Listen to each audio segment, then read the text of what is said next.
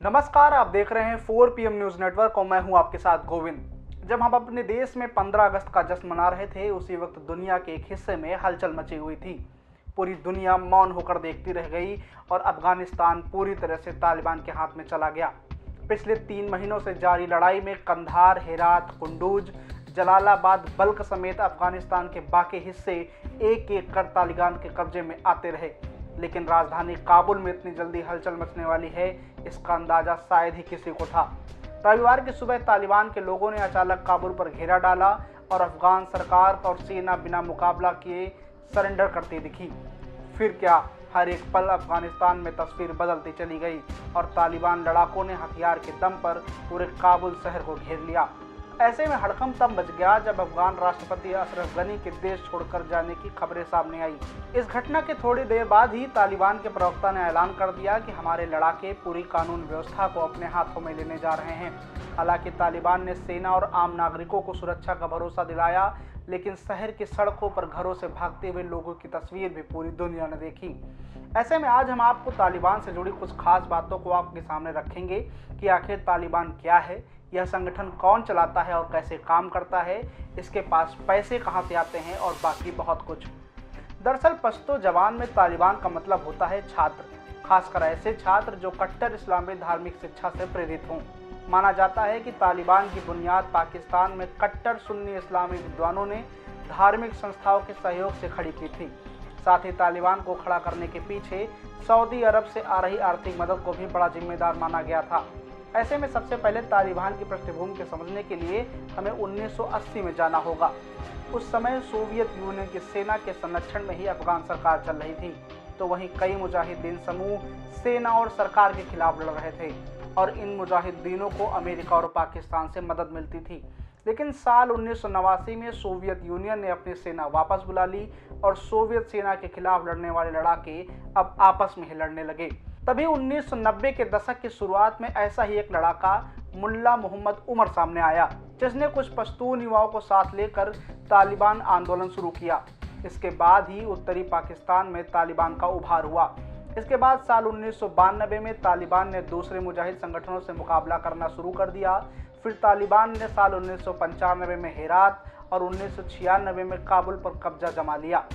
तालिबान ने अफगानिस्तान को इस्लामिक अमीरात घोषित कर दिया और राष्ट्रपति बुरहानुद्दीन रब्बानी को सत्ता से हटाकर मुल्ला मोहम्मद उमर को वफादारों का कमांडर यानी अमीर अल मोमिन बनाया। वहीं साल 1998 आते आते लगभग 90% अफगानिस्तान पर तालिबान की हुकूमत हो चुकी थी। शुरुआती तौर पर तालिबान ने ऐलान किया कि उनका मकसद इस्लामी इलाकों से विदेशी शासन खत्म कर वहां शरिया कानून और इस्लामी राज स्थापित करना है। ऐसे में शुरू में अत्याचार व भ्रष्टाचार से आजित जनता ने तालिबान में अपना मसीहा देखा, लेकिन समय के साथ बढ़ती कट्टरता ने तालिबान की लोकप्रियता भी खत्म कर दी। लेकिन तब तक तालिबान इतना पावरफुल हो चुका था कि उससे निजात पाने की लोगों की उम्मीद खत्म हो गई। अब आपको बताते हैं कि आखिर तालिबान की विचारधारा क्या है। तालिबान की विचारधारा को समझने के लिए हमें साल 1998 में जाना होगा, जब तालिबान ने अफगानिस्तान की राजधानी काबुल पर कब्जा कर देश पर शासन शुरू किया। तब तालिबान ने पूरे देश में शरिया कानून लागू कर दिया और इन कानूनों को ना मानने वालों को सरेआम सजा देना शुरू कर दिया, जिसमें विरोधी लोगों को चौराहों पर लटकाया जाना, हत्या और यौन अपराधों से जुड़े मामलों में आरोपियों की सड़क पर हत्या, चोरी करने के आरोप में पकड़े गए लोगों के शरीर के अंग काटना, लोगों को कोड़े मारना जैसे नजारे सड़कों पर आम हो गए। वहीं मर्दों को लंबी दाढ़ी रखना और महिलाओं को बुर्का पहनने और पूरा शरीर ढककर निकलना अनिवार्य कर दिया गया। साथ ही घरों की खिड़कियों के शीशे काले रंग से रंगवा दिए गए, टीवी, संगीत और सिनेमा बैन कर दिया गया। इसके अलावा 10 साल से अधिक उम्र की लड़कियों को स्कूल जाने पर रोक लगा दी गई। इसके बाद साल 2001 में बामियान में बुद्ध की ऐतिहासिक मूर्ति को तोड़कर तालिबान ने धार्मिक कट्टरता भी दुनिया को दिखाई। वहीं तालिबान के शासन को मान्यता देने वाले दुनिया के केवल 3 देश थे, जिनमें पाकिस्तान, सऊदी अरब और यूएई का नाम शामिल है। अब आपको बताते हैं कि आखिर इस तालिबान का नेता कौन है। तालिबान कट्टर धार्मिक विचारों से प्रेरित कबायली लड़ाकों का संगठन है। इसके अधिकांश लड़ाके और कमांडर पाकिस्तान, अफगानिस्तान के सीमाई इलाकों में स्थित कट्टर धार्मिक संगठनों में पढ़े लोग, मौलवी और कबायली गुटों के चीफ हैं। घोषित रूप में इनका एक ही मकसद है कि पश्चिमी देशों का शासन से प्रभाव खत्म करना और देश में इस्लामी शरिया कानून की स्थापना करना। जैसे किसी देश की सरकार चलती है, बिल्कुल वैसे ही तालिबान भी चलता है। इसमें पूरे संगठन का एक मुखिया होता है, उसके बाद 3 डिप्टी लीडर होते हैं।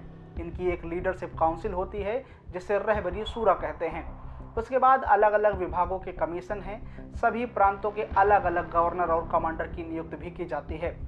तालिबान का नेतृत्व क्वेटा शूरा नाम की काउंसिल करती है। यह काउंसिल पाकिस्तान के क्वेटा शहर से काम करती है।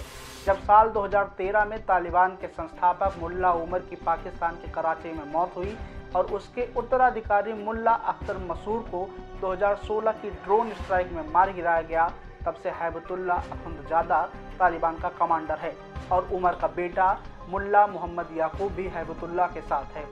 इसके अलावा तालिबान का सह संस्थापक मुल्ला अब्दुल गनी बरादर और हक्कानी नेटवर्क का मुखिया सिराजुद्दौला हक्कानी भी तालिबान का हिस्सा है।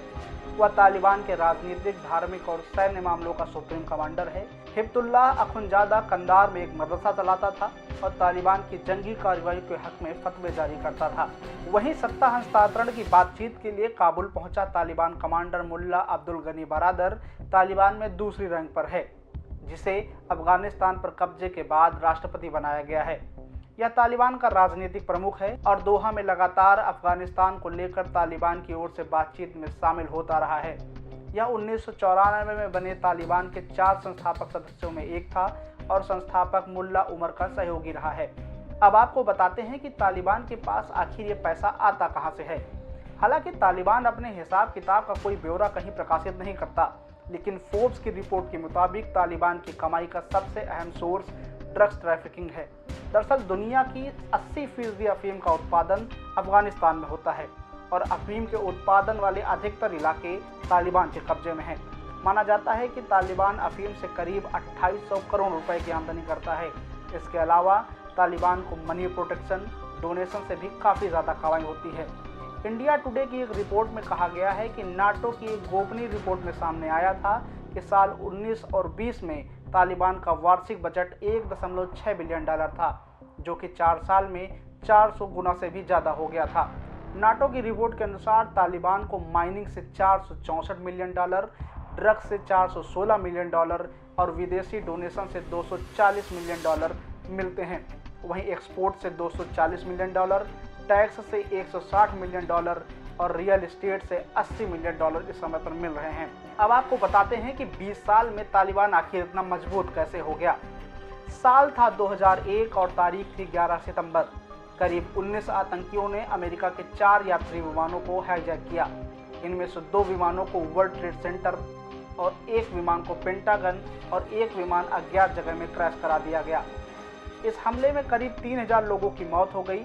खुफिया एजेंसियों ने दावा किया कि इस हमले के पीछे अलकायदा का हाथ था। फिर क्या, इसके बाद अमेरिका ओसामा बिन लादेन के खून का प्यासा हो गया। ऐसे में पहले ओसामा सूडान में जा छिपा और उसके बाद लादेन ने अफगानिस्तान में पनाह ली। वहीं जब अमेरिका को इसकी खबर लगी तो अफगानिस्तान पर टूट पड़ा और उस वक्त अफगानिस्तान में तालिबान का शासन था। 7 अक्टूबर 2001 में अमेरिका के नेतृत्व में नाटो सेनाओं ने अफगानिस्तान पर हमला कर दिया और महज 3 महीने के अंदर ही अफगानिस्तान से तालिबान की हुकूमत का अंत कर दिया। लेकिन 2012 में नाटो बेस पर हमले के बाद से फिर तालिबान का उभार शुरू हुआ। 2015 में तालिबान ने सामरिक रूप से महत्वपूर्ण कुंडूज के इलाके पर कब्जा कर फिर से वापसी के संकेत दे दिए। ये ऐसा वक्त था जब अमेरिका में सेनाओं की वापसी की मांग जोर पकड़ रही थी। वहीं अफगानिस्तान से अमेरिका की रुचि कम होती गई और तालिबान मजबूत होता गया।